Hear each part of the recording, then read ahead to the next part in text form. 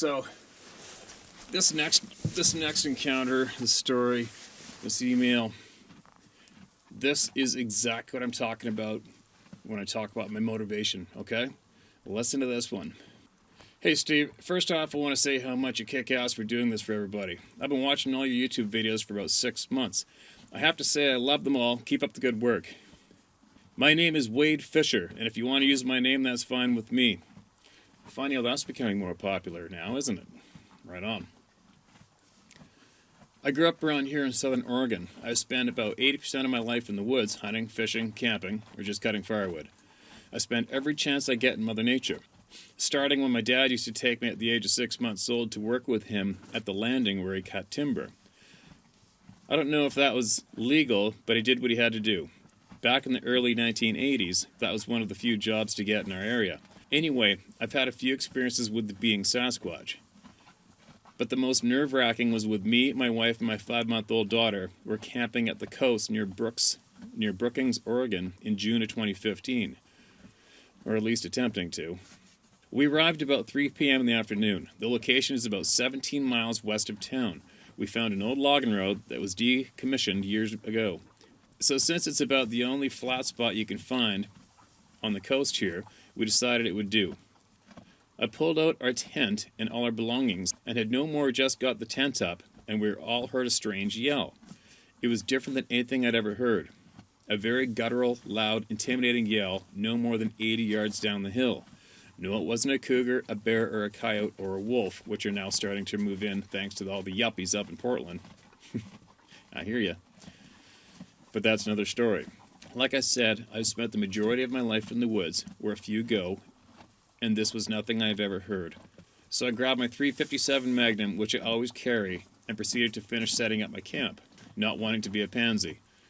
Then about 2 minutes later it yelled again, this time from 50 yards. Now I became alarmed. I told my wife, get back with my daughter and get to the truck. I'm going to let one round off and get whatever it is out of here. I fired a warning shot 10 yards to the right of where I was thinking that would solve the problem. Most animals that have encountered a .357 mag shot near them tend to get nervous and leave. This creature had something else in mind. Instead of running the other way, it charged at me through the 12-foot high brush, screaming to about 30 yards. Now I'm scared shitless. I can only see a brown-colored human-like figure about 8 feet tall and swaying in the brush. But at this point, I knew what it was. I fired again, not knowing what else to do. This time still screaming, it circled us to our right, staying just where you could see its size and color, but no detail. At this point, I ran back to my truck where my wife was shitting her pants holding her 5-month-old daughter.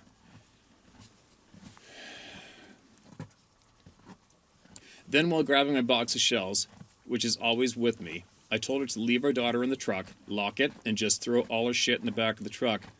While she started to hesitantly do as I asked, I ran toward the yelling, staying about 30 yards away myself, and firing rounds downrange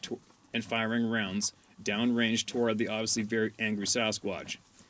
We repeated the me shooting while it circled us until my wife had got all the stuff we really gave a shit about back into the truck. Yeah, it didn't walk out and say hi and let me take a picture, but I know what I saw and heard that day was without any doubt it was a Sasquatch. Like I said, I've had few more run-ins with these creatures, but this by far was the most nerve-wracking.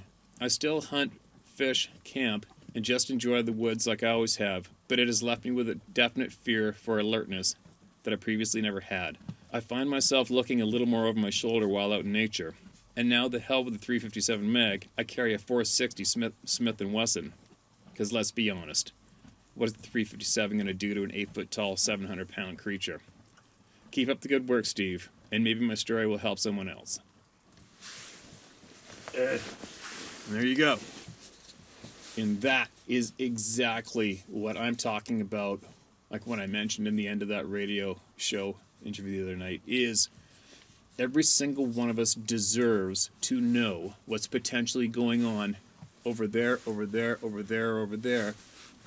when we potentially may go there anticipating a fun time with our family, whether it be camping, canoeing, fishing, or hunting.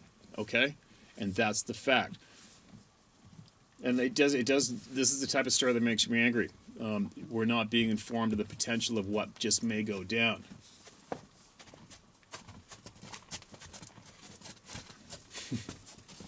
But we're not being informed, honestly, of the potential of just what's potentially could go down and be somewhat threatening to you and your wife and your children or your family, whoever. And it's bullshit. It's not fair.